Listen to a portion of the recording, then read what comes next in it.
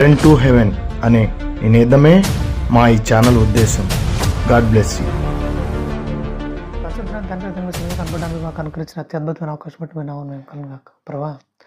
రోజుకు మరింత బలమైన ఆలోచనలు ఎంబడుతున్నాయి. అనేకులకు ఆశీర్వాదకరంగా దేవునికరంగా మీరు మమ్మల్ని నిలబెడుతున్న రీతిని బట్టి మరింతగా కృతజ్ఞత ఆస్తులు తెలియజేస్తున్న తండ్రి మేము కనుగాక ప్రభా. ఈరోజు కూడా ఒక మంచి విషయాన్ని ఆలోచించాలని ఆశపడుతుంటాను. మీ పరిశుద్ధాత్మ సైన్యకు అందించమని వేరే మాతో మాట్లాడమని త్వరలో రానైనా ప్రభువును రక్షకుడు అయినా క్రీస్తు శాశ్వతమైన పవిత్రమైన నామములో ఈ ప్రార్థన మనం రెడెట్టుకున్న పరలోకపు తండ్రి ఆమె.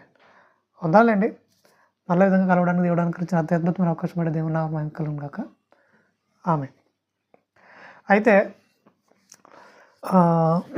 ఈరోజున సమాజంలో ఒకటి కాదు రెండు కాదు కొన్ని వందల వేల దైవాల్ని దేవుళ్ళుగా భావిస్తున్న వారిని మనం చూస్తున్నాం. మరి ఎన్ని దేవుళ్ళు ఉంటారండి భూమి మీద? ఇంతమంది దేవుళ్ళు ఉంటారా అని అంటే ఎవరు మాట్లాడినా వాళ్ళ ఉద్దేశం వాళ్ళ ఆలోచన విధానం ఏంటంటే దేవుళ్ళు ఎంతమంది అంటే ఒక్కడే అంటారు. మరి ఒక్కడే దేవుడు అయితే ఇంతమంది దేవుళ్ళు ఎందుకు పూజిస్తున్నారు? మీరు ఇంతమంది దేవుళ్ళు ఎందుకు మీరు ఆరాధిస్తున్నారు అని అంటే ఇంతమంది దేవుళ్ళుగా ఆయన ఆరాధిస్తున్నా కానీ దేవుడు ఒక్కడే అని చాలామంది తెలుగు సమాధానం చెప్తారు. సరే, ఇప్పుడు ఇంతమంది దేవుళ్ళు అంతమంది దేవుళ్ళు అని కాదు, కానీ అసలు దేవుడు ఉన్నారని నమ్ముతున్నారు కొంతమంది ఉన్నారు. కానీ దేవుడే లేడు. సృష్టి దానికంతటా అదే కలిగేసింది, దానికంతటా అదే వచ్చేసింది అని వాళ్ళు కూడా ఉన్నారు. వాళ్ళని నాస్తికులు అంటాం మనం. నాస్తికులు అంటే మరి కంప్లీట్గా వాళ్ళ హృదయం నిండా అజ్ఞానం నిండిపోయిందో మరీ మూర్ఖత్వంతో ఉన్నారో ఏమో అర్థం కాదు. కానీ ఏ వస్తువు అయినా సరే, అది ఏదైనా సరే, ఒకళ్ళు కలుగు చేయకపోతే రాదు, ఒకళ్ళు తయారు చేయకపోతే అది అవ్వదు, ఒకళ్ళు నడిపించకపోతే అది నడవదు. ఈ విషయం మనకు బాగా అర్థమైతే మరి ఇప్పుడు సృష్టిని ఒక ఆయన కలుగు చేశాడు, ఆయన పేరు దేవుడు, నడిపిస్తున్నాడు, ఆయనే దేవుడు. ఇప్పుడు మనం ఏంటంటే దేవుని నమ్ముతున్న వారు ఎవరైతే ఉన్నారో వాళ్ళు రకరకాల ఆలోచనతో సో ఇతను దేవుడై ఉండొచ్చు, ఇదిగో ఈ దూడ దేవుడై ఉండొచ్చు, లేదంటే ఇదిగో ఈ జంతువు దేవుడై ఉండొచ్చు, లేదంటే ఈ రాయి దేవుడై ఉండొచ్చు అని వాళ్ళు వాళ్ళు అలా ఆలోచించుకుని వాళ్ళు దాన్ని ప్రతిష్ఠించేసుకొని అలా ముందు కొనసాగిపోతున్నారు. మరి ఇప్పుడు రాయి, అలాగే దూడ, మరి ఏదో జంతువు, మరి ఏదో పక్షి, లేదంటే ఏదో మనిషి దేవుడైపోతారా అంటే దేవుడు ఎవరు? మనం కలిగి చూసుకున్నవి దేవుడు ఎందుకు అవుతారు? మనల్ని కలిగించిన వాడే కదా దేవుడు. మనల్ని కలిగించిన వాడే దేవుడు. మరి అలా కాకుండా మనం కలుగు చేసుకున్న వాటిని దేవుడు అనుకోవడం ఒకంత జ్ఞానం లేని పని అని చెప్పాలి. మరి ఎవరిష్టం వాళ్ళది, మనం ఎవరినో తక్కువ చేసే పని కాదు. కానీ ఆ బైబిల్ ప్రకారంగా నేను మాట్లాడుతుంది ఏంటంటే అలా మనం కలుగు చేసే దేవుడు ఎవరు ఉండకూడదు, మనల్ని కలిగించిన దేవుడు ఆయన ఉన్నాడు, ఆయన మనం గుర్తించాలి బైబిల్ ప్రకారంగా. సరే, ఇక రెండోది ఏంటంటే ఇప్పుడు ఎవరి విశ్వాస ప్రకారంగా వాళ్ళు రకరకాల దేవుళ్ళని అయితే కొలుస్తూ ముందుకెళ్తున్నారు. సరే, సంతోషం. కానీ బైబిల్ గ్రంథం ఎంత విచిత్రమైన కోణాల్లో ప్రతి అంశం గురించి మాట్లాడుతుందంటే ముఖ్యంగా దేవుళ్ళు ప్రస్తావన తీసుకొస్తాయి. చాలా రకాల ప్రస్తావనలు ఉన్నాయి. అందులో యేసుక్రీస్తు వారు ఒక ప్రస్తావన తీసుకొచ్చారు. ఈ దేవుళ్ళ గురించి ఒక ప్రస్తావన తీసుకొచ్చారు. అది ఎంత పవర్ఫుల్ స్టేట్మెంట్ అంటే నిజంగా ఆయన ఆలోచించినట్టుగా భూమి మీద ఎవరు ఆలోచించలేరేమో, ఆయన నిర్ణయించినట్టుగా ఎవరు నిర్ణయించలేరేమో, అరే ఇలా కూడా ఆలోచిస్తారా అన్నట్టుగా ఆయన ముందే 2000 సంవత్సరాల క్రితమే ఆ జ్ఞానాన్ని బోధించాడు. ఇప్పటికీ ఆ జ్ఞానం ఆశ్చర్యపోయేలాగానే ఉంది. అంత ఆశ్చర్యపోయే విధంగానే ఆయన జ్ఞానం ఉంది. ఆయన జ్ఞానంలోంచి వచ్చిన మాటలు ఉన్నాయి. సో దాన్ని ఆలోచించే ముందు పాత నిబంధనలో నిర్గమకాండంలో 20వ అధ్యాయం మొదటి నుంచి ఒకసారి చూడగలిగితే అక్కడ దేవుడు ఏమంటారంటే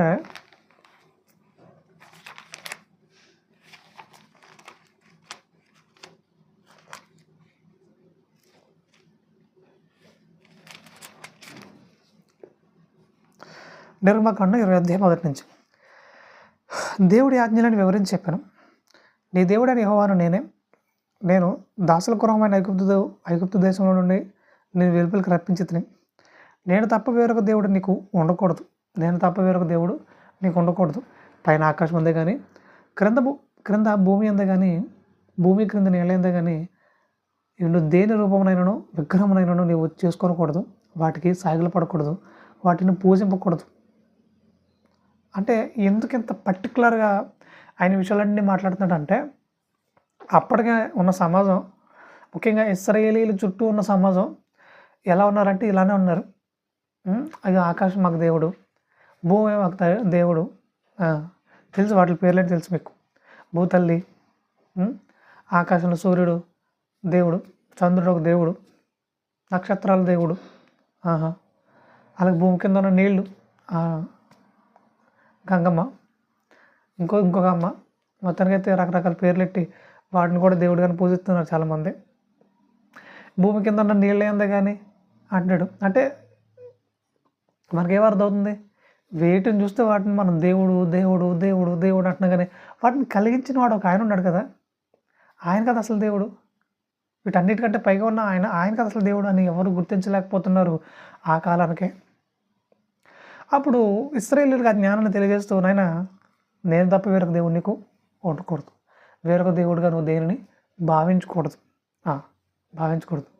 నేనే నీకు దేవుడుగా ఉండాలి. ఎందుకంటే ఇదే జ్ఞానం.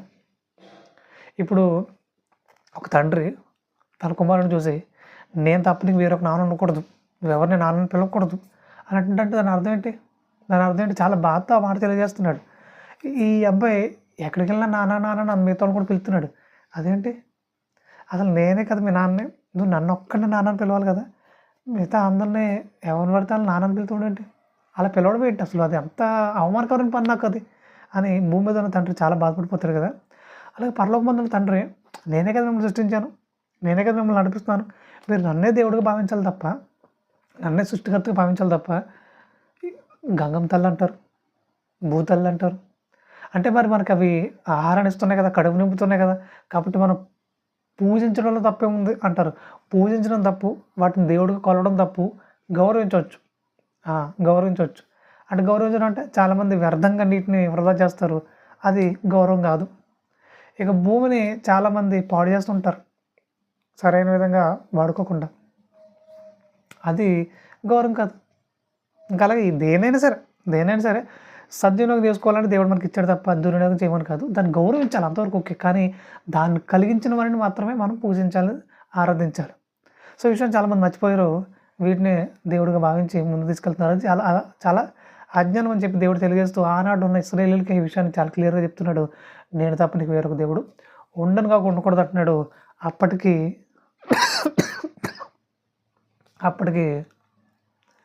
అవే దేవుళ్ళు, భూమి, ఆకాశం, చంద్రుడు, నక్షత్రాలు, సూర్యుడు, నీళ్ళు, రాళ్ళు, ఇవే దేవుళ్ళుగా భావిస్తున్నారు అప్పటికి. కానీ ప్రజలు ఎంత అప్డేట్ అయిపోయారంటే వాళ్ళ ఆలోచన విధానం ఏ స్థాయికి వెళ్ళిపోయింది అంటే, ఇంకా వీటన్నిటిని దేవుళ్ళు గారు కొలుస్తూనే ఉన్నారు. కానీ ఇక వాళ్ళు ఏ స్థాయికి వెళ్ళిపోయారంటే ఇవన్నీ దేవుళ్ళే, కానీ మాకు ప్రధానమైన దేవుడు ఒకడు ఉన్నాడు, వీటన్నిటికంటే పైగా ఒక దేవుడు ఉన్నాడు, ఆ దేవుణ్ణి మేము పూజించడం కాదు, సాగిలి పడిపోతాం, సాష్టాంగ నమస్కారాలు చేసేస్తాం అన్నట్టుగా తయారయ్యారు. మరి ఏంటి సార్ ఆ దేవుడు ఏంటి? ఆ దేవుడు ఎవరు అసలు? ఎవరు గుర్తించారు ఆ దేవుణ్ణి? అలా ఆ దేవుని గుర్తించి పూజిస్తున్నారని ఎవరు గుర్తించారు? ఎవరు దాన్ని బయట పెట్టారంటే వన్ అండ్ ఓన్లీ యేసుక్రీస్తు ద్వారే. అప్పటిదాకా దాని గురించి మాట్లాడిన వాళ్ళు ఎవరు లేరు, ఎవరికి తెలీదు. అంటే భౌతికంగా రకరకాల వాటిని పూజిస్తున్నారనే విషయం అర్థమైంది. కానీ ఇక తెలియకుండా ఒక దాన్ని దేవునిగా చేసుకుని దాని సాగిలు పడిపోతున్నారని, దాన్ని పూజించేస్తున్నారని కానీ అంతగా తెలియదు. అంత జ్ఞానంగా ఎవరు ఆలోచించలేదు. కానీ ఒక యేసుక్రీస్తు వారి అంత జ్ఞానంగా ఆలోచించి సరైన విధంగా బుద్ధి చెప్పాలనుకున్నారు. సో ఆ విషయాన్ని బైబిల్ గ్రంథంలో రాయించారైన మత్తయి సువార్త 6వ అధ్యాయము 19 నుంచి ఒకసారి చూడగలిగితే, మత్తయి సువార్త 6వ అధ్యాయము 19 నుంచి.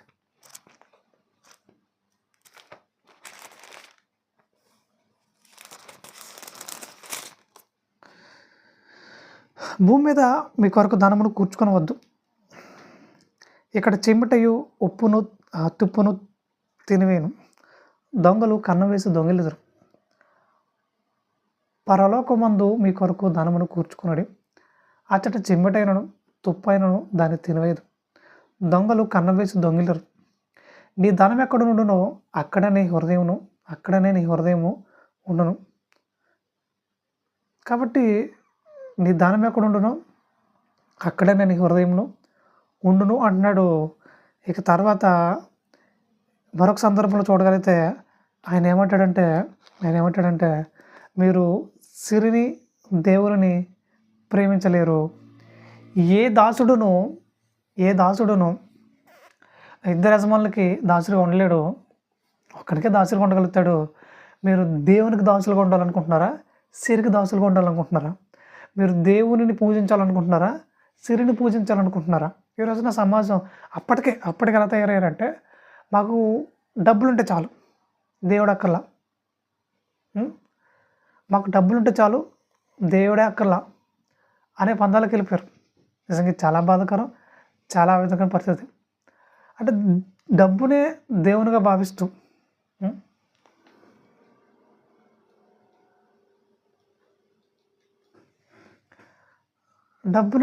భావిస్తూ రకరకాల ఆలోచనతో నింపబడిపోయి ఎటో కొట్టుకొని పోబడుతున్న పరిస్థితుల్లో దేవుడు వాళ్ళలోని అజ్ఞానాన్ని బయటికి తీసుకురావాలనుకున్నాడు.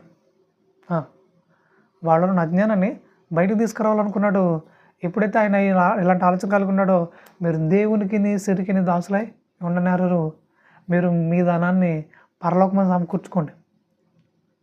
ఇదే విచిత్రం, పరలోకంలో సమకూర్చుకోవడం ఏంటి? ఆయన అసలు ఏం మాట్లాడుతున్నాడు అసలు అని ఒకసారి మనం పరిశీలన చేయగలిగితే, చాలామందికి ధనమే ఇంపార్టెంట్, డబ్బు ఇంపార్టెంట్ అన్నట్టు ఉన్నారు.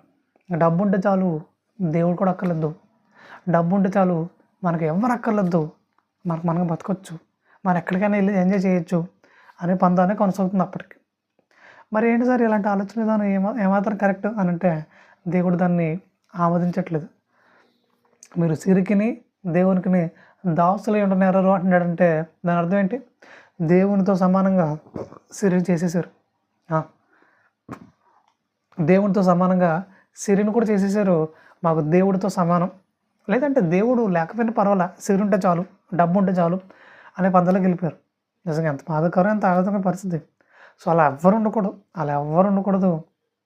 రోజు రోజుకి మరింత పరిణతి సాధిస్తూ అనేకులకు ఆశీర్వాదకరం, దీవెనకరంగా దేవునినే నమ్ముకుని దేవుని కోసం బ్రతికేలా ఉండాలి తప్ప, దేవుడే మాకు అక్కర్లేదు, సిరి ఉంటే చాలు, డబ్బు ఉంటే చాలు అనే పందాలకు వెళ్ళిపోయారంటే ఎంత దారుణమైన పరిస్థితి.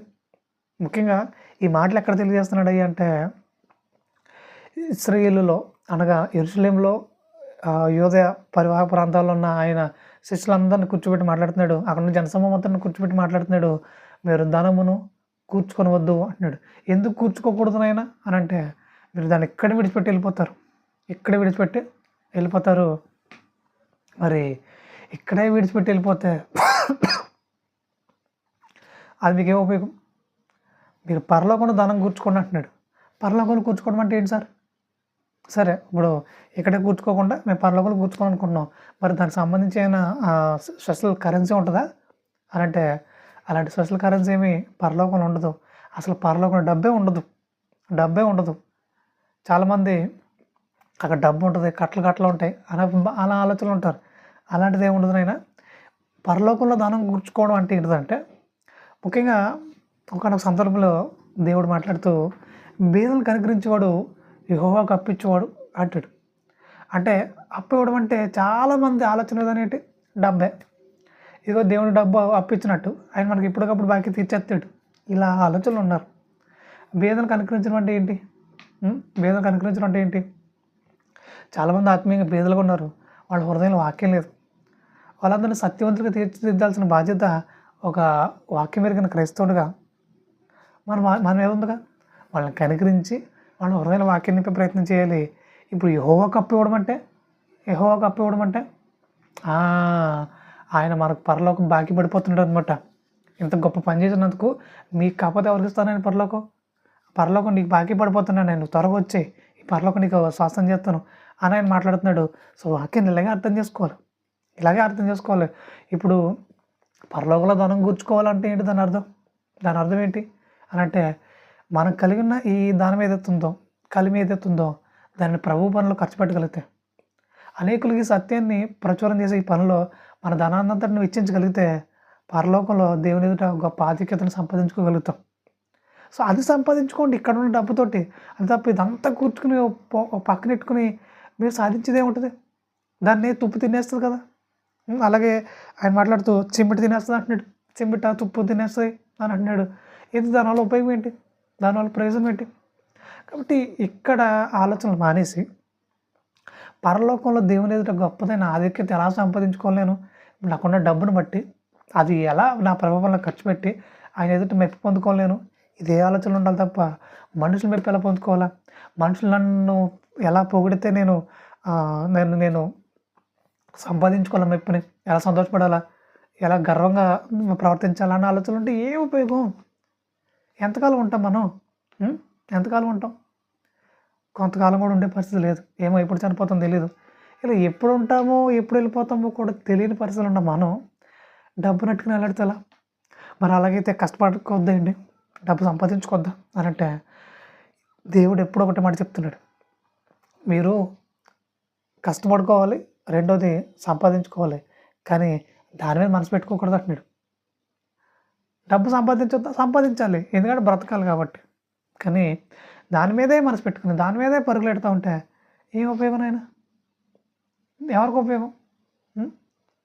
కాబట్టి అలాంటి ఆలోచనతో ఏమాత్రం కూడా మంచిది కాదు. అదేమాత్రం కూడా మెచ్చుకోదగిన పని కాదు. చాలామంది బంగారం వేసుకోవద్దండి అంటారు. వేసుకోండి అయినా, కానీ దాని మీదే మనసు పెట్టుకుంటే తప్పు. మన మనసు కంప్లీట్గా ఎవరి మీద ఉండాలి? మన హృదయం కంప్లీట్గా ఎవరి మీద ఉండాలి? దేవుని మీద ఉండాలి, దేవుని పని మీద ఉండాలి. దేవుని పని పక్కన పెట్టేసి నేను డబ్బు సంపాదనే నాకు ధ్యేయంగా అన్నట్టుంటే అది కరెక్ట్ కాదు, అది అజ్ఞానమైన పని అని దేవుడు చెప్తున్నాడు.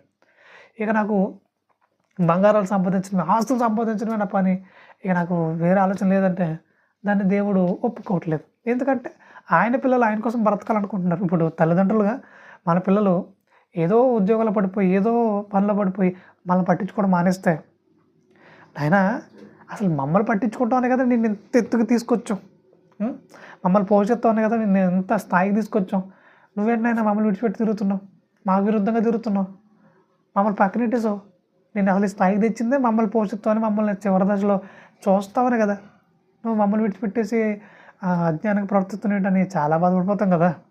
అవునా కదా? చాలా బాధపడిపోతాం. మరి మరి దేవుడు బాధపడ్డా ఆయన పిల్లలు ఆయన కోసం బ్రతకాలనుకున్నప్పుడు ఇంకా డబ్బుతో ఇంకేవో ఆస్తుల కోసం పరిగెడుతూ ఉంటే ఏంటైనా అజ్ఞానంగా ప్రవర్తిస్తున్నారు మీరు. అసలు నా కోసం బ్రతుకుతారని కదా మిమ్మల్ని సృష్టించుకున్నది, నా కోసం మీరు నడుస్తారనే కదా మీకు ఇవన్నీ కలిగించింది, మీరు వాటినట్టునే వెళ్ళాడుతున్నారు ఏంటైనా అని దేవుడు చాలా బాధపడతాడు. ఆయన బాధ పెట్టి పిల్లలుగా మన ఎవరు ఉండను కాక ఉండకూడదు. ఇక రెండోదిగా ఆయన మాట్లాడుతూ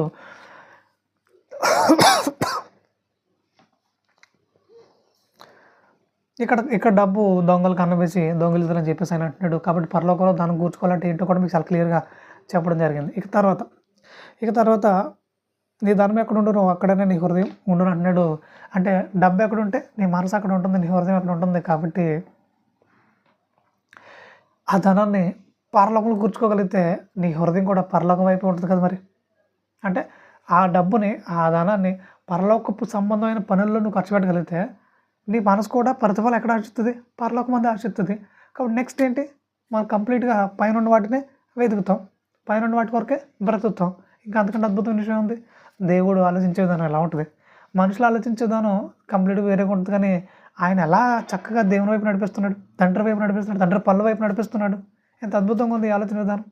కాబట్టి దీన్ని అర్థం చేసుకునే కోణం మీలో కలగాలి, దీన్ని అర్థం చేసుకునే మంచి మనసు మీలో కలగాలి. అంతే తప్ప ఈడేంటి డబ్బులు అడుగుతున్నాడు అని నాకెవరు డబ్బులు ఇవ్వక్కర్లేదు. ఎందుకంటే నేను కష్టపడుకుంటున్నాను, నేను పని చేసుకుంటున్నాను, నాకు తగ్గ నేను పని ఏదో చేసుకుంటున్నాను, నాకు కొంత సంపాదన నేను జరిగించుకుంటున్నాను, నాకు డబ్బులు పంపించండి, నన్ను ఉద్ధరించండి నేను ఎవరిని అడగట్లేదు. కానీ ఎవరైతే సత్యం చెప్తున్నారో, ఎవరైతే సత్య సంబంధం సంగతులు వివరిస్తున్నారో, మరి వాళ్ళు మీటింగ్లు పెట్టించాలన్నా, కనీసం ముందుకు సంఘాన్ని తీసుకెళ్లాలన్నా కొంత డబ్బు అవసరం కదా, మరి కొంత అవసరాలు ఉంటాయి కదా. సో వారికి మీరు సహకారంగా ఉండాలని చెప్తున్నాను అంతే. నాకు ఇచ్చేయండి, నన్ను ఉద్ధరించండి, నా నెత్తి పోసేయండి అని ఎప్పుడు అడగట్లేదు కూడా. ఎందుకంటే నాకు అవసరం లేదు. దేవుడు మరింత సమృద్ధిలో నన్ను నడిపిస్తున్నాడు. దేవుని నామమున మహిమ కలుగును గాక. మరింత సమృద్ధిగా నడిపిస్తాడు. నేను ఆయన పనిలో నమ్మకంగా ఉన్న కొద్దీ ఆయన మరింత బలంగా సమృద్ధిలో నడిపిస్తాడు. ఇంకా బలంగా దీవిస్తారు ఆయన ఖచ్చితంగా. కానీ మీ ధనమును ఆ పరలోకపు తండ్రి పనిలో ఖర్చు పెట్టినప్పుడు పరలోకం గొప్పదైన ఆధిక్యతను మీరు సంపాదించుకోగలుగుతారని వాక్యం తెలియజేస్తుంది. ఈ విషయాన్ని ఎవరు కూడా మిస్ అవ్వద్దు. ఇక తర్వాత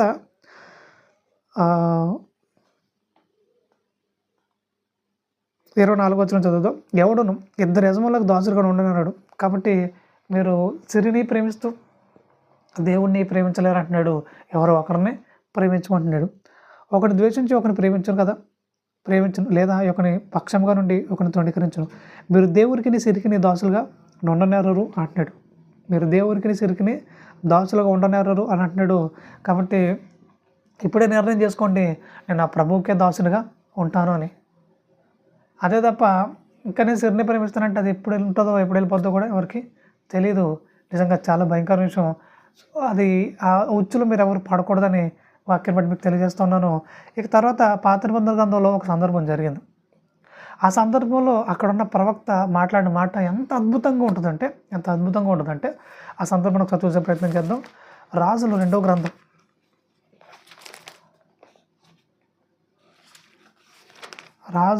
గ్రంథం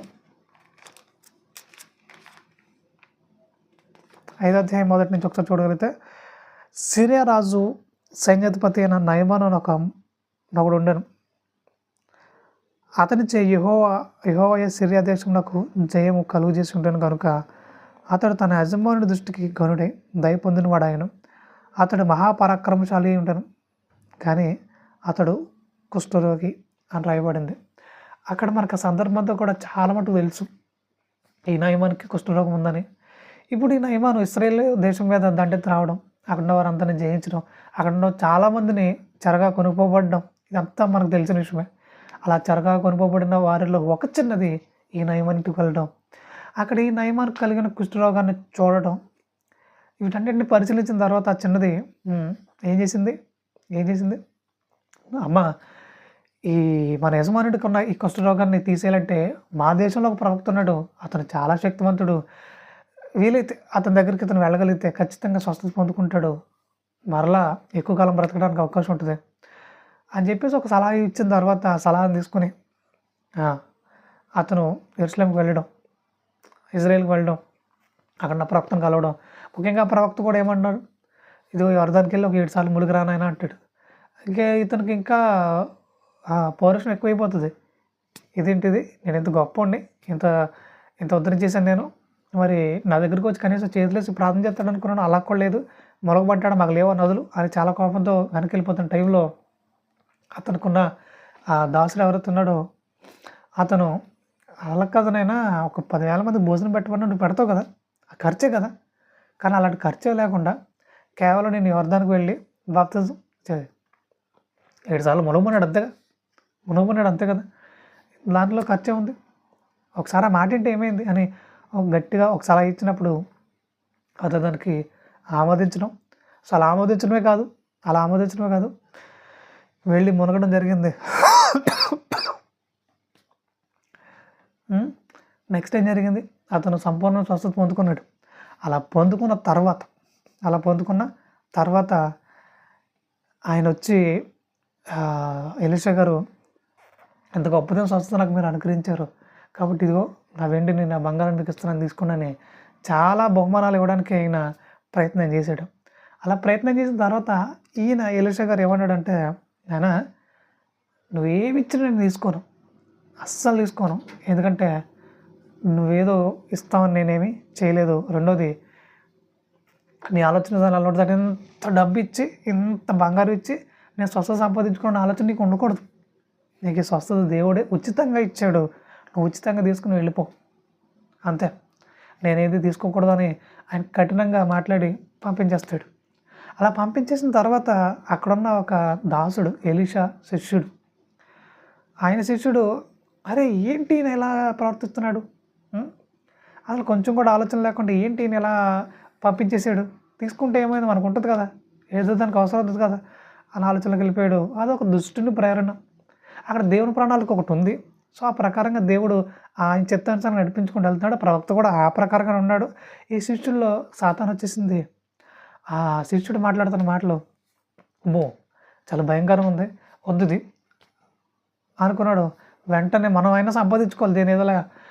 ఈయన అసలు అంత తెలియలేదు ఈయనకి అనుకున్నాడేమో. మొత్తానికి పరుగున వెళ్ళిపోయాడు. రథాలను చేసి అంత స్పీడ్గా పరిగెట్టాడంటే ఎంత ఆసక్తి ఉంది డబ్బు మీద. అదే చెప్తున్నాడు ఆయన, మీరు దేవునికి సిరికిని దాసులు ఉండనేరు, ఒకరినే ప్రేమించండి అంటున్నాడు. ఇప్పుడు నాకు దేవుడు వద్దు, ఆయన ఆలోచనలు వద్దు, ఆయన చిత్తం అసలు వద్దు, నాకు డబ్బే కావాలి, నాకు బంగారమే కావాలి అని పరిగెట్టాడు. పరిగెట్టి ఆయన కలుసుకున్నాడు నయమాన్ని. కలుసుకుని ఇదిగో మా యజమానుడికి ఇప్పుడు 2 దాసులు వచ్చారు ఎక్కడి నుంచో, వాళ్ళ కోసం తీసుకురమ్మన్నాడు. అంటే ఇప్పుడు ఎవరికి అవమానం? యజమానుడికి అవమానం కదా. ఏం ఆలోచించలేదు. ఇతను దాన్ని పొందుకోవడం కోసం ఏవేమో అట్లా మాట్లాడేసాడు. తెచ్చేసుకున్నాడు, దాచేసుకున్నాడు. వచ్చేసరికి యజమానుడు అడుగుతున్నాడు, ఎలీషా గారు ఎక్కడికి వెళ్ళావు నాయన అని అనేసరికి, నేను ఎక్కడికి వెళ్ళిన ప్రవక్త ఇక్కడే కదా ఉన్నాను అంటున్నాడు. అబద్ధాల మీద అబద్ధాలు మాట్లాడుతూనే ఉన్నాడు. ఇంకా కడకి ఏం జరిగింది అంటే ఎలీషా గారు మాట్లాడతాడు. నిజంగా అది అప్పుడు ఆయన మాట్లాడటం చాలా గొప్ప విషయం. ఎందుకంటే ఎంత పరిణతిలో ఉన్నాడు ఆయన, చాలా పరిణతిలో ఉన్నాడు. ఈ విషయం మీకు అర్థం కావాలి. రాజుల 2వ గ్రంథం 5వ అధ్యాయము 27వ వచనంలో ఆయన ఈ మాట మాట్లాడుతున్నారు. 26 నుంచి చదువు. అంతటి ఎలీషా వానితో, ఆ మనుషుడు తన రథం దిగి నేను ఎదుర్కొన్నట్టు తిరిగి వచ్చినప్పుడు నా మనసు నీతో కూడా రాలేదా? ద్రవ్యమును, వస్త్రములను, ఒలివ చెట్ల తోటలను, ద్రాక్ష తోటలను, గొర్రెలను, ఎడ్లను, దాసదాసీలను సంపాదించుకున్నటకు ఇది సమయమా అని అడుగుతున్నాడంటే ఎంత పరిణతులు ఉన్నాడు ఆయన. ఆ కాలంలోనే ఈయన మాట మాట్లాడుతున్నాడు, ఇది సమయమా వీటన్నిటిని సంపాదించుకోవడానికి? దేవుని కార్యం పరిపూర్ణం అయ్యే టైంలో ఇలాంటి వ్యర్థమైన నీచమైన పని చేయడానికి ఇది సమయమా? అసలు ఎలా చేయాలనిపించింది నీకు? దేవుని పని ఎందుకు పాడు చేయాలనుకుంటున్నారు? ఒకనొక టైంలో పేతురు గారిని వేసుకొచ్చేవారంటారు, సాతానా వెనక్కి వెళ్ళంటాడు. అంటే ఏం పేతురు శిష్యుడిని అలాంటి మాటలు మాట్లాడటం ఏంటంటే, సాతాను ఎవరిలోకి వచ్చినా గౌరవించబట్టు శిష్యుడే. ఎలీషా శిష్యుడు అంటే అమ్మో చాలా గొప్ప స్థాయి. అలాంటి గొప్ప స్థాయిలో ఉన్నవాడిని ప్రశ్నిస్తున్నాడు ఎలీషా గారు. ఇది సమయమా? ఎందుకు అజ్ఞానంగా ప్రవర్తిస్తున్నాడు? సాతాను పట్టినట్టుగా ఎందుకు ప్రవర్తిస్తున్నాడు? ఎందుకు అలా మాట్లాడుతున్నాను? ఎందుకు అలా ప్రవర్తించాను అని గట్టిగా గద్దించాడు. అలా గద్దించడమే కాదు 27 ఒకసారి చూడగలిగితే, కాబట్టి నయమానునికి కలిగిన కుష్టు నీకును నీ సంతతికి సర్వకాలం అంటుంటును అని చెప్పగా వాడు మంచు వలె తెల్లనైన కుష్టం కలిగి ఎలీషా ఎదుట నుండి బయటికి వెళ్ళను అంటున్నాడు. అతనికి కాదంట, అతని కుటుంబం అంతటికీ కూడా కుష్టు వచ్చేసిందంట. చచ్చిపోయేదాకా కుష్టుతోనే ఉన్నారట. ముఖ్యంగా ఆనాటి కాలంలో కుష్టు వ్యాధి కలిగిన వాడిని సమాజంలో ఉండనివ్వరు. సమాజం వెలుపలు పెడతారు, అంటే ఊరవతలు పెట్టేస్తారు, వేలేసేస్తారు. అంటే చచ్చిపోయేదాకా విలువైబడిన జీవితం కలిగి ఉన్నాడు. ఆ కుష్టుతో బాధపడి ముఖ్యంగా కుష్టు అనేది అదేదో చిన్న వ్యాధి కాదు. రోజు రోజుకి చేతులు తినేస్తుంది, కాళ్ళు వేళ్ళు తినేస్తుంది, శరీరం మొత్తం తినుకుంటూ వచ్చేస్తుంది. అమ్మో చాలా భయంకరమైన వ్యాధి అది. పోనీ ఇతను ఒక్కడా వ్యాధి భరిస్తున్నట్టు కాదు, కుటుంబం అంతా కూడా అంట. ఎంత బాధాకరం, ఎంత ఆవేదనకరం. ఇతను జరిగించిన ఒక్క పొరపాటు వల్ల కుటుంబం అంతా సఫర్ అవుతుంది. ఎంత బాధ, ఎంత ఆవేదనగా పరిస్థితి. కాబట్టి ప్రియమైన వాళ్ళారా, మనం జరిగించే చిన్న పొరపాట్ల వల్ల మన కుటుంబం సఫర్ అవుతుందనే విషయం మనకు అర్థమైనప్పుడు అసలు ఎలాంటి పొరపాట్లు చేయకూడదు. అలా కాదు, నేను చేసే పొరపాట్లు చేస్తూ ఉంటాను, కుటుంబం సఫర్ అయిన పర్లేదు నాకెందుకు అన్నట్టు ఉంటే దానికంటే నీచమైన కూడా మరొకటి ఉంటుంది. కాబట్టి ప్రియమైన వాళ్ళారా, మన వల్ల మన కుటుంబం సఫర్ కాకూడదు, మన వల్ల మన సంఘం అసలు సఫర్ అయ్యేలా ఉండకూడదు. రోజు రోజుకు పరిణతి సాధించాలి. మన వల్ల అనేకులు ఆశీర్వాదకరంగా దీవెనకరంగా ఉండేలా ఉండాలి తప్ప ఎలా ఎదుటివారు నేర్పించాలన్నట్టుంటే అది ఏమైనా మంచి గుణమా, మెచ్చుకునే గుణం అది? నో, అస్సలు కాదే. కాబట్టి దీన్ని దృష్టిలో పెట్టుకోవాలి. రోజు రోజుకి పరిణతి సాధించే విధంగా మన అడుగులు ఉండాలి. సో ఈ విషయాన్ని దృష్టిలో పెట్టుకోవాలని వాక్యం బట్టి మీకు తెలియజేస్తూ, ఇక సామెతల గ్రంథం 28వ అధ్యాయము 6 నుంచి ఒకసారి చూడగలిగితే, సామెతల గ్రంథం 28వ అధ్యాయము 6 నుంచి వంచకుడై ధనం సంపాదించిన వారికంటే యథార్థంగా ప్రవర్తించే దరిద్రుడు వాసి అని అంటున్నాడు. వంచన చేసి ధనం సంపాదించవద్దని ఆయన అంటున్నాడు. ఈరోజు సమాజంలో ఇది ఎక్కువ జరుగుతుంది. ఇది ఎక్కువ జరుగుతుంది. వంచన చేసి ధనం సంపాదించడం ఏంటి అని అంటే, వ్యాపారంగా న్యాయంగా చేస్తే ఏ గొడవ లేదు, అసలు ఏ గొడవ లేదు, చాలా ప్రశాంతంగా ఉంటుంది. కానీ ఈరోజు చాలామంది వ్యాపారంగా చేయట్లే. ఎలా మోసం చేద్దామా, ఎలాగ గోతులు దింపుదామా అనే పందాలు కొనసాగుతున్నారు. వ్యాపార ముసుగులో రకరకాల మోసాలు జరిగిస్తున్నారు. అంటే ఒక వస్తువు ఈ రేటే, కానీ డమ్మీ తీసుకొచ్చి ఇదిగో అది ఒరిజినల్ అన్నట్టుగా చూపిస్తున్నారు చాలామంది. అలాగే చాలామంది కాటాలకి కింద అయస్కాంతాలని, చింతపండు అని ఇవి పెడతారు. అది ఇప్పుడు ఒకటి మన రేటు పెట్టినప్పుడు దాని ప్రకారం మనం తీసుకుంటున్నాం కదా రేటు.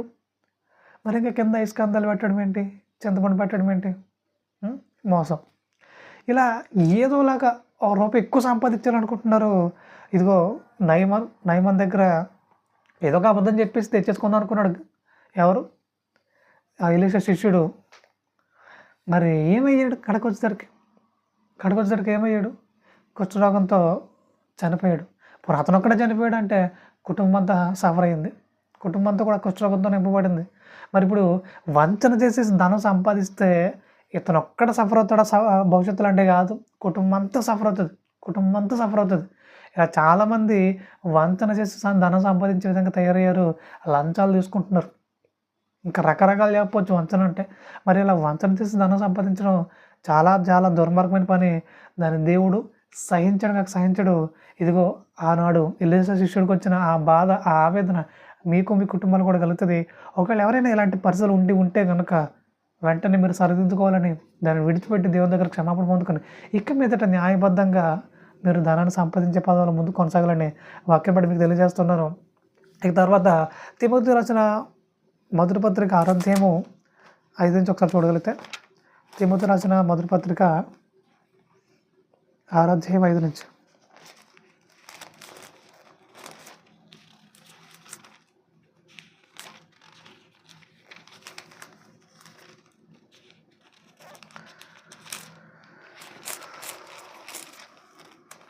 అధ్యాయం 5 నుంచి.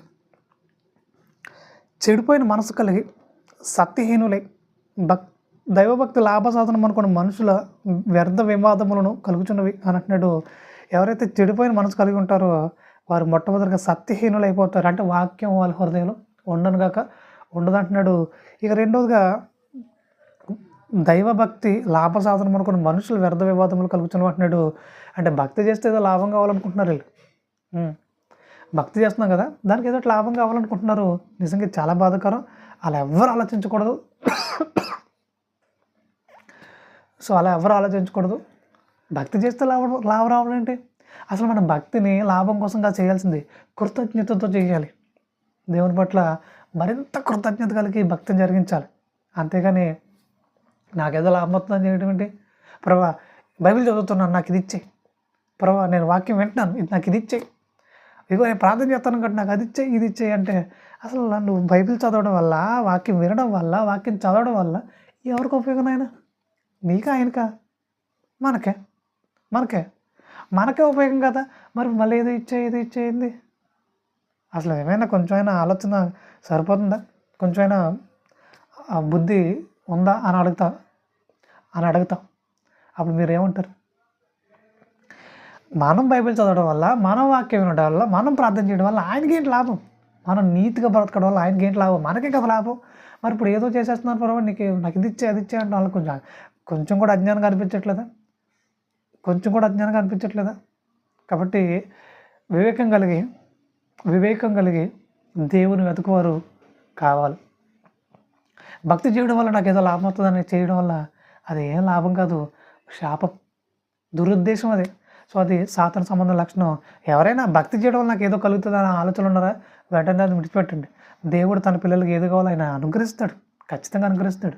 కానీ మనం ఏదో ఆశించి భక్తి చేయడం అనేది కరెక్ట్ విధానం కాదు. అది విడిచిపెట్టాలని వాక్యం తెలియజేస్తుంది. ఇక తర్వాత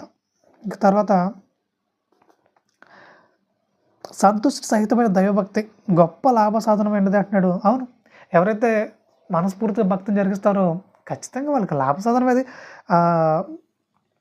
అది మనకు చాలా గొప్ప విషయం అని చెప్పాలి, అది మేలుకరమైన విషయం చెప్పాలి. కానీ ఏదో ఆశించి భక్తి చేయడం అనేది కరెక్ట్ కాదు. సంతుష్ట సహితమైన భక్తి అంటున్నాడు. అలాంటి భక్తి కలిగి ఉండాలి, అలాంటి కృతజ్ఞతతో కూడుకున్న భక్తి కావాలి దేవుని ఎదుట. అంతేగాని ఎలా పడితే అలా కొట్టుకుని పోయి భక్తి దేవునికి వద్దు. అదేమాత్రం కూడా ఆమోదింపదగిన పని అయితే కాదు, మెచ్చుకోదగిన పని అయితే కానే కాదు. సో దీన్ని దృష్టిలో పెట్టుకోవాలి, సరిదిద్దుకునే ప్రయత్నం చేయాలి. ఇక తర్వాత వచ్చిన చూడగలిగితే,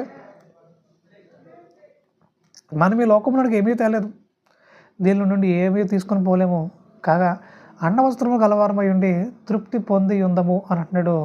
కాబట్టి ఏం తీసుకురాలేదు కాబట్టి ఏమి మనం పట్టుకెళ్ళలేము. ఈ విషయం ఎవరికైతే బాగా అర్థమవుతుందో, ఇక నేను ఇప్పటివరకు సంపాదించుకున్నది చాలు, నా ప్రభువులో నేను ఎలా కొనసాగాలని ఆలోచనలోకి వస్తారు.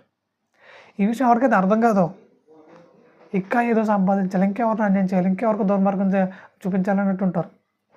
అది మంచి పద్ధతి అయితే కాదు. ముఖ్యంగా క్రైస్తవులుగా మన ఎదుటివారికి ఏదైనా అందించే విధంగా ఉండాలి, వారికి ఏదైనా సహాయకరంగా ఉండాలి, మేలుకరంగా ఉండాలి. అంతేగాని ఇంకా ఎవరినో దుర్మార్గం చేయాలన్నట్టుంటే నిజంగా చాలా బాధకరం. అలా ఎవరు ఉండకూడదు.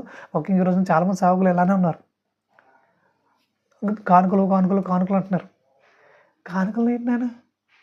ఇప్పుడు ప్రభుత్వం జరిగించడం కోసం, ఆ మీటింగ్ పెట్టించడం కోసం, ఇలా ముందు జరిగించడం కోసం, ఆ సమయానికి సో ఇలా అవసరం ఉందని అని చెప్పాలి, అంతవరకే తప్ప మీరు తెస్తారా తేరా తేకపోతే మీరు హాస్పిటల్లో పోయాల్సి వస్తుంది అనే మాటలు మాట్లాడడం అమ్మో చాలా బాధాకరం. అలా ఎవ్వరు మాట్లాడకూడదు, దుర్మార్గం అవుతుంది. దేవుని పనుల్లో దుర్మార్గం కనబడకూడదు. ముఖ్యంగా ఇలాంటి దుర్మార్గం చేయడం వల్ల ఎవరికి అవమానం? మీకా? అస్సలు కాదు. మీరు నమ్ముకున్న దేవుడు ఇలాగే ప్రేరేపించుంటాడు మిమ్మల్ని.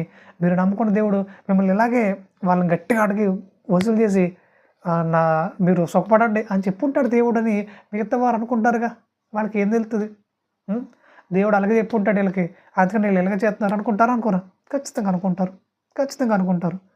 మరి ఇంకా అసలు పొంతనుందా? కాబట్టి ప్రియమైన వాళ్ళారా, దేవుడు అవమానపరచబడే విధంగా మన ప్రవర్తన ఉండనుగా ఉండకూడదు. దీన్ని ఒకసారి దృష్టిలో పెట్టుకోవాలి. రోజుకు మరింత పరిణామం సాధిస్తూ అనేకులకు ఆశీర్వాదకరంగా దీవెనకరంగా మన కుటుంబాలు ఉండాలి. అదే కానీ దేవుడు అవమానపరచబడే విధంగా ఉంటే ఇంక మనం ఎందుకు దేవుడిని నమ్ముకోవడం? ఆయన అవమానపరచడానికి మనం దేవుడిని నమ్ముకున్నది. కాబట్టి అలా ఉండొద్దు, అలా చేయొద్దు, అలా ఎవ్వరు ఉండొద్దు అసలు. కాబట్టి ఈ విషయంలో జాగ్రత్త తీసుకుంటారని ఈ వాక్యాన్ని బట్టి మీకు తెలియజేస్తూ ఉన్నాను. ఇక తర్వాత 9వ వచనం, ధనవంతులు ఒకటి అపేక్షించేవారు శోధనలోను ఉరిలోను అవివేకయుక్తములను హానికరములైన అనేక దురాశల్లోనూ పడుదురు. అట్టివి మనుషులను నష్టంలోనూ నాశనంలోనూ ముంచివేయనంటున్నాడు. కాబట్టి ధనవంతులైపోవాలి, ఏదోలాగా కోటి రూపాయలు సంపాదించాలనే ఆలోచనలు మానేసుకోండి. దానివల్ల ఉపయోగం లేదు నాయన. మీరు భక్తిలోంచి బయటకు వెళ్ళిపోతారు, మరింత సాతాను సంబంధాలు మారిపోతారు అంటున్నాడు. మనం బ్రతకడం కోసం కష్టపడదాం, తినడం కోసం కొంత కష్టపడాలి తప్పదుగా. కానీ డబ్బే ధ్యేయంగా మీరు బ్రతికితే కనుక మీరు ఖచ్చితంగా మోసంలో పడిపోతారు, ఖచ్చితంగా నష్టంలో పడిపోతారు, ఖచ్చితంగా నాశనంలో పడిపోతారు అంటున్నాడు. వాక్యం ఇంత బాగా మనకు అర్థమయ్యేలా చెప్తున్నప్పుడు దీని అర్థం దృష్టిలో పెట్టుకుని దేవుని పని కోసం మనం ఎంత కష్టపడాలని కష్టపడుతూ నమ్మకంగా ముందు కొనసాగేలా ఉండాలి తప్ప దేవుణ్ణి పక్కనెట్టేసి నేను కష్టపడిపోయి కోటి రూపాయలు సంపాదించేస్తాను, కోట్లు సంపాదించేస్తాను అన్నట్టుంటే అదే అంత ఆమోదయోగ్యమైన పని కాదు. దేవునికి సమయం ఇవ్వకుండా మనకి ఏం చేసినా అది శాపకరం అని చెప్పాలి, ఆశీర్వాదకరం కాదు, అది శాపం. కాబట్టి దేవుని పక్కనెట్టే పని ఏది చేయొద్దు. ఒకవేళ మీ పని బాగా పెద్దదైతే కనుక చాలా సంతోషం, దేవుని నామని మహిమ కలుగును కాక, దేవుడు మిమ్మల్ని మరింత బలంగా దీవించి వృద్ధిలోకి తెచ్చును కాక. కానీ దేవుణ్ణి పక్కనట్టే పని ఏదైనా ఏం జరిగించినా అది మీకు చాలా శాపం. అలాంటి పని మీరు ఎవరు చేయకూడదు. ధనవంతులకుటకు ఎవరు అపేక్షింపకూడదు. ఎందుకంటే అది దేవుని విరుద్ధమైన పని. ఇక తర్వాత 10వ వచనం చూడగలిగితే, ఎందుకనగా ధనాపేక్ష సమస్తమైన కీడులకు మూలము, కొందరు దానిని ఆశించి విశ్వాసం నుండి తొలగిపోయి నానా బాధలతో తమను తామే పొడుచుకుని అంటున్నాడు. కాబట్టి ధనాపేక్ష కలిగి ఏ క్రైస్తవుడు ఉండకూడదు. ధనాపేక్ష సమస్తమైన కీడులకు మూలము అని అంటున్నాడు. మరి ఆయన అవమానపరిచే విధంగా, ఆయన కించపరిచే విధంగా మన అడుగులు మన ఆలోచనలు ఉంటే అది ఎంతవరకు సమంజసం? విశ్వాసంలోంచి తొలగిపోయేంత భయంకరమైన పాపం అది. కాబట్టి అలాంటి పాపం మనలోనికి ఎప్పటికీ రాకుండా చాలా జాగ్రత్త తీసుకుంటూ చాలా ఆసక్తిగా దేవుని పనుల ముందు కొనసాగేలా ఉండాలి. రోజు రోజుకి మరింత పరిణతి సాధిస్తూ దేవుని పనుల్లో వర్ధిల్లేలా ఉండాలి. అంతేగాని నేను ఇటు పడితే అటు కొట్టుకుని పోతాను, దేవుని ఆలోచనలో నాకు అక్కర్లేదు అన్నట్టుంటే ఆయన చాలా బాధపడతాడు. ఆయన బాధపెట్టి మనం ఏం సాధిద్దాం చెప్పండి? ఆయన సంతోషపెట్టడానికి మన క్రైస్తవులకు వచ్చాం. ఇప్పుడు ఆయన బాధ పెడతానంటే ఎలా కుదురుద్ది? ఆయన బాధ పెట్టడానికి మనం యేసుక్రీస్తుకి వచ్చింది. కాబట్టి ఆయన బాధ పెట్టి మనం ఏది చేయొద్దు. వాక్యాన్ని బట్టి మీకు తెలియజేస్తున్నాను, ఆయన బాధ పెట్టి పని ఏది మీరు చేయొద్దు. ఆయన సంతోషపెట్టడానికి మన భూమి మీదకి వచ్చాం. ఆయన సంతోషపెట్టడానికి మన భూమి మీద నడవాలి, బ్రతకాలి క్రైస్తవులుగా. కాబట్టి వీటన్నిటిని దృష్టిలో పెట్టుకుని దేవుని వల్ల మరింత బలంగా వర్ధిల్లాలని మనస్ఫూర్తిగా కోరుకుంటూ నా మాటలు ముగిస్తున్నాను. ప్రార్థన చేసుకుందాం. పరిశుద్ధమైన తండ్రి, ఇంత అద్భుతమైన అవకాశం కల్పించి శ్రేష్టమైన ఆలోచనతో మీరు నడిపిస్తుంటే ఇతను బట్టి మరింతగా కృతజ్ఞత తెలుస్తున్న తండ్రి, మీరు నామం మేము కలుగాక. రోజుకి మరింత పరిపూర్ణతను సంతరించుకుంటున్నాను. ఆయన మా మనసును దాని మీద పెట్టుకుంటాను. ఆయన కంప్లీట్గా మీ మీద, మీ ఆలోచన మీద పెడుతున్నాను. పైన ఉన్న వాటిని చూస్తూ అపేక్షిస్తూ మీ కొరకు నమ్మకంగా బ్రతకడానికి, మా ధనాన్ని పరలోక మందు దాచుకోవడానికి అనగా మీరు సంపాదించిన ధనాన్ని మీ పనులు ఖర్చు పెడుతూ మీ దగ్గర గొప్పదైన ఆధిక్యత పొందుకోవడానికి, మీ గొప్పదైన పరిశుద్ధాత్మ సహాయం నాకు అందించి వేడుకుంటూ ప్రాధాన్యపడుతూ, మీ గొప్పదైన పరిశుద్ధాత్మ సహాయం ముందు గడువులోంచి వేడుకుంటూ త్వరలో రానైనా పరమ రక్షకుడు అయినా క్రీస్తు శాశ్వత పవిత్రమైన నామంలో ఈ ప్రార్థన మనలో వేడుకొని పరలోకం తండ్రి, ఆమె. వందనాలండి. Thank you so much. ప్రియ స్నేహితులారా, సమాజంలోని మనుషులు రకరకాల వాటి కొరకు పరుగులు తీస్తున్నారు. ఆనాడు అపోస్తుడైన పౌలు గారు తన చివరి దశలో మాట్లాడుతూ నా పరుగు కడముట్టించితిని అంటున్నారు. అంటే క్రైస్తవులుగా మన పరుగు పరలోకానికే కావాలి అనే ఆలోచనతో మైండ్ రన్ టు హెవెన్ అనే నినాదమే మా ఈ ఛానల్ ఉద్దేశం. God bless you.